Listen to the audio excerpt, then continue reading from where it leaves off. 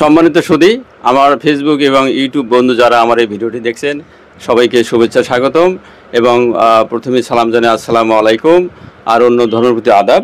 তো আজকে এখানে কিন্তু আমরা সমবেত হয়েছি।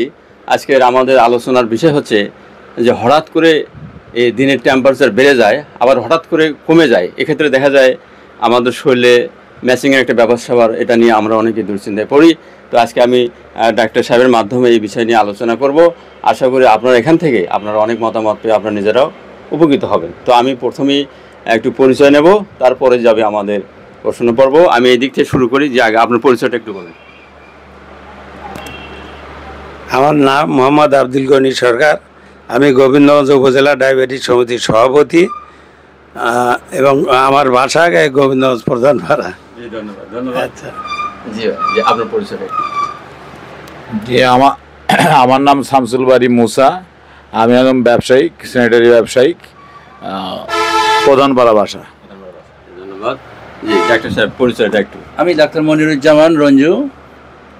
আমার বাসা হচ্ছে পীরগঞ্জে, আর আমি গোবিন্দগঞ্জেই আপনাদের সেবায় নিয়োজিত আছি। হ্যাঁ, ইনশাল্লাহ। আচ্ছা, ধন্যবাদ। আর আমার পরিচয়টা বলি, আমার নাম মোহাম্মদ মঈনুল হক, অনেকে মঈন নামে জানে। আমি সহকারী শিক্ষক গণিত, লুনতলা উচ্চ বিদ্যালয়। যাই হোক, এখন আমাদের প্রশ্ন পর্ব। তো আমি প্রথমে ডাক্তার সাহেবকে জিজ্ঞেস করব, আসলে আমাদের সব জায়গায় বর্তমানে আবহাওয়া হঠাৎ করে বেড়ে যায় আবার হঠাৎ করে কমে যায়, শরীর মানে ঘামা সেই অবস্থা। এক্ষেত্রে অনেকের ভিতরে একটু টেনশন হয় যে এরকম হলে আমাদের আসলে কি করতে হবে। অনেকে একটা কি খাবে, কোন ওষুধ খাওয়া উচিত বা কোনটা খাওয়া ঠিক না, বা এই অবস্থাতে আমাদের কি অনেক সময় টেনশনে যে আমরা পড়ে যাই, এটা ঠিক আছে কিনা, এই বিষয়ে একটু সংক্ষিপ্ত হবে আপনার কাছ থেকে কিছু শুনতে চাচ্ছি। আসলে এই সময়টাতে অতিরিক্ত গরম হওয়ার কারণে, এই যে আমাদের একটা অতিরিক্ত টেম্পারেচার বাড়ার কারণে একটা হিট স্ট্রোকের একটা সম্ভাবনা থাকতে পারে। জি জি। তো এটার জন্য আমাদের মূলত যেটা কুল জাতীয় খাবার না খেয়ে, ওআরএস, স্যালাইন এই জাতীয় খাবার খেতে হবে। আপনার কোনো প্রশ্ন থাকলে একটু বলেন দেখি। আমি গত 2014 সাল থেকে 14 সালে ওভেনার সার্জারি করেছি। তখন থেকে আমি ওভেনার সার্জারি করার পর নিয়মিত ওষুধ খাই, কিন্তু বিগত এত বছরে এরকম হঠাৎ গরম হঠাৎ ঠান্ডা হয়নি। এই বছরে এই গরম এবং ঠান্ডাটার প্রভাবটা খুব বেশি হয়েছে। তা বর্তমানে আমি আমার ডাক্তার সাহেবের কাছে এসেছি যে আমি ইকোস্পিরিন প্লাস খেয়েছি। এখনও অনেক সময় হার্টবিট বেড়ে যায়, তখন কি খেতে হয়, আর প্রেশারও উঠানামা করে। প্রেশার ওঠানামা করার আগে আমাকে প্রেশারের ওষুধ দিয়েছিল ভিটাবেস 2.5, আর হলো লোভেরিয়াল প্লাস, আর হলো 50 mg হলো এনজিলক 50 mg দিয়েছিল। তেমন মাঝে মধ্যে সমস্যা হয়। আজকে ডাক্তার সাহেবের কাছে এসেছি এই সমস্যা কাটিয়ে ওঠার কারণে কি ওষুধ ব্যবহার করতে হবে সেই জন্য এখানে আমি উপস্থিত হয়েছি।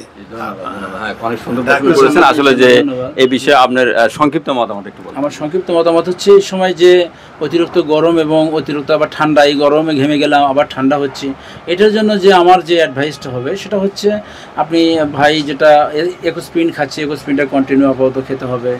আবার হচ্ছে এই অতি প্রেশার আপ ডাউন করতেছে, এটার জন্য প্রেশারটা চেক করে আমরা একটা কন্টিনিউ প্রেশারটা একটু দেখলাম, দেখার পরে এখন যেটা হয়তো ভাই খাচ্ছে এনজিলক 50 খাচ্ছে, তখন যদি ডাউন হয়ে যায় তাহলে 25 দেবে, এনজিলক 25। আর যদি এটা আপ হয়ে যায় তাহলে এনজিলক 50 দিয়ে কন্টিনিউ আপাতত রাখতে হবে। এবং সেই ক্ষেত্রে দুশ্চিন্তা মুক্ত থাকতে হবে, টেনশন ফ্রি থাকতে হবে, ইনশাল্লাহ সুস্থ থাকবে। জি ধন্যবাদ। সুন্দর প্রশ্ন এবং আপনার যথার্থ অনেক সুন্দর কথা বলেছেন যে আসলে এই মুহূর্তে আমাদের কোনো ভয় ভীতি না করে আত্মবিশ্বাস নিয়ে আমাদের ওই ট্যাবলেটগুলো চালিয়ে যেতে হবে এবং মাঝে মধ্যে প্রেশারটাও পরীক্ষা করতে হবে। জি ভাই, আপনার কোনো প্রশ্ন আছে নাকি? আমি একজন জ্বরের রোগী, কন্টিনিউ জ্বর চলছে 3-4 দিন হলো। তা আমি নর্মালি প্যারাসিটামল খাচ্ছি। তা আমি কোনো অ্যান্টিবায়োটিক নেইনি। সবাই বলতেছে অ্যান্টিবায়োটিক খাওয়ার জন্য। তা অ্যান্টিবায়োটিক খেয়ে অনেকেরই জ্বর ভালো হচ্ছে না, সেক্ষেত্রে আমার করণীয় কি? Thank you. আপনি আসলে গত কয়দিন থেকে আপনার মূলত জ্বরটা চলছে, আপনাদের টেম্পারেচারটা কয়দিন থেকে? যদি আপনার প্লেন প্যারাসিটামল আপনি কন্টিনিউ খাচ্ছেন, এটাই আপনার জন্য বেটার। সেটা যদি আপনার 5 দিন বা 6 দিন যখন অতিবাহিত হয়ে গেছে, তখন আপনি অ্যান্টিবায়োটিক নিতে পারেন। আর যখন 2 দিন বা 3 দিন বা 4 দিন, মিনিমাম 4 দিন পর্যন্ত নর্মালি প্লেন প্যারাসিটামল খাওয়ার জন্যই খাওয়াই ভালো, ঠিক আছে। আর এটা আপনার এফেক্টেড নাই এবং এইটাই নিয়ম, ঠিক আছে। অটোমেটিকলি টেম্পারেচার কমে যাবে। আর এই ভাইরাসটা সাধারণত থাকে 4 দিন 5 দিন থাকে, অটোমেটিকলি কমে যাবে আর কি, দুশ্চিন্তার কোনো কারণ নেই ইনশাআল্লাহ, ঠিক আছে। আর এই মুহূর্তে আপনাকে হ্যাঁ অথবা লেবু রস, লেবুর পানি খাবেন, ঠিক আছে। তারপর স্যার অ্যালকালিনাইজার কিছু সিরাপ জাতীয় আছে, এটাকে পানি দিয়ে মিক্সড করে খাবেন, তারপর দ্রুত আপনার জ্বর কমে যাবে ইনশাআল্লাহ। এখানে আমি একটা প্রশ্ন করতে চাই, সেটা হচ্ছে যেমন বললেন যে 4 দিন 5 দিন থাকে, পরে এমনিতেই ভালো হয়ে যায়। অনেকে 3 দিনেতেই, মানে 3 দিন পরেই আর ভাবতেছে কি জানি কীভাবে দ্রুত অ্যান্টিবায়োটিক খাওয়া নিচ্ছে, আর কারো অ্যান্টিবায়োটিক খাওয়া ভালো হচ্ছে না, তারা কিন্তু আরেকটু আতঙ্কের মধ্যে যাচ্ছে, কি জানি কী হবে। আমার মনে হয় এখানে আসলে কি অ্যান্টিবায়োটিক না খেয়ে 4-5 দিন এই প্যারাসিটামল প্লেন বা প্যারাসিটামল সিরাপ যেগুলো খায়, হ্যাঁ অবশ্যই অবশ্যই। এই যে আমরা অ্যান্টিবায়োটিকটা ফার্স্ট টাইমে মাথায় নিচ্ছি, এটা আসলে আমাদের অতিরিক্ত টেনশনের কারণে নিচ্ছি। আসলে মূলত অ্যান্টিবায়োটিক ফার্স্ট টাইমে অথবা 4 দিন 5 দিনে, এটা একটা সিজনালি একটা ভাইরাস, ব্যাকটেরিয়া ভাইরাস জাতীয় একটা আমাদের এই ভাইরাসটা মূলত 4 দিন 5 দিনের মধ্যে এটাকে রিকভার হয়ে যায়, ভালো হয়ে যায়। তো এই জন্যই অত আপসেট না হয়ে আপনারা ঠান্ডা মাথায় প্যারাসিটামল কন্টিনিউ 3 দিন 5 দিন পর্যন্ত কন্টিনিউ রাখবেন, ইনশাআল্লাহ ঠিক হয়ে যাবে।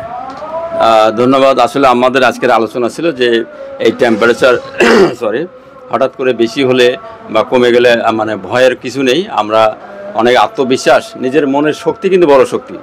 একেবারে অনেকে হঠাৎ করে ঘাবড়ে যায়, খুব টেনশনে পড়ে যায়, এরকম না করে আমরা আত্মবিশ্বাস নিয়ে, আমাদের যদি কারো হার্টের বা সমস্যা থাকে প্রেশারগত, সেটার জন্য যেই ট্যাবলেট আমরা খায় অভ্যস্ত বা ডাক্তার আমাদের যে সাজেস্ট করে সেটা তো খাবোই, আর নিজের আত্মবিশ্বাস নিয়ে আমরা এগিয়ে যাব। আর জ্বরের যে বিষয়টা ভাই প্রশ্ন করলেন যে 4 দিন 5 দিন মোটামুটি নাপা সিরাপ খালি ভালো হবে। সবশেষে আমি সবাইকে ধন্যবাদ জানাচ্ছি যে আজকের আমাদের এই আলোচনা থেকে আপনারা অবশ্যই কিছু না কিছু উপকৃত হবেন, আমাদের সাথে থাকবেন। এবং আমি ধন্যবাদ জানাচ্ছি আমাদের সম্মানীয় ব্যক্তিবর্গ যারা আমাদের সাথে সময় দিয়েছেন, খুবই ভালো লাগলো। ডাক্তার সাহেবকে অসংখ্য ধন্যবাদ। তো আপনাদের সবাইকে ধন্যবাদ। আমাদের ভিডিওটি ভালো লাগলে লাইক, শেয়ার, কমেন্ট এবং ফলো দিয়ে আমাদের সাথে থাকবেন।